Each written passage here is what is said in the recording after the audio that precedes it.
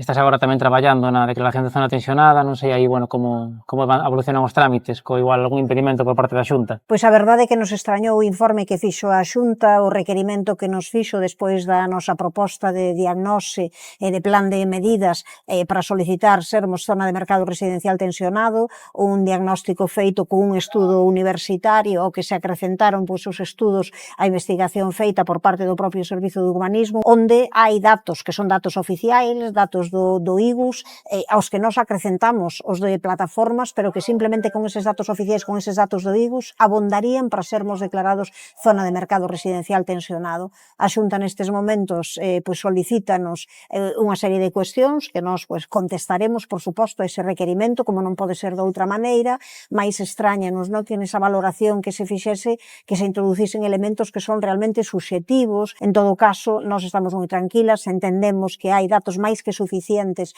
para declarar a Santiago zona de mercado residencial tensionado e esperamos que acabe sendo unha realidade. E agora que estas medidas permitan que tamén os cidadáns noten antes nos próximos anos algún tipo de efecto no mercado da vivenda, uns prezos máis baixos, unha maior accesibilidade? A ver, é evidente que, por suposto que sí, aínda que estas son medidas transitorias, provisionais, como unha etapa de transitoriedade para logo facer medidas máis estruturais. Nós isto non o entendemos como medidas únicas. Nós estamos facendo pois unha aposta moi clara pola rehabilitación de vivendas e, sobre todo, solicitar que aqueles propietarios, que aquelas propietarias que teñan casas que estean en ruínas, que teñan en mal estado, pois que teñen que ocuparse e teñen que, unha de dúas, ou ben poñela para que estea debidamente, ou senón, pois,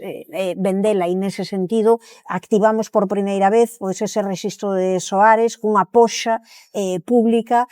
para, pois eu creo que é unha mensaxe moi interesante, non, moi importante para a propiedade. É necesario que todos eses edificios, esa cantidade importante de edificios que non están en bo estado, acaben circulando.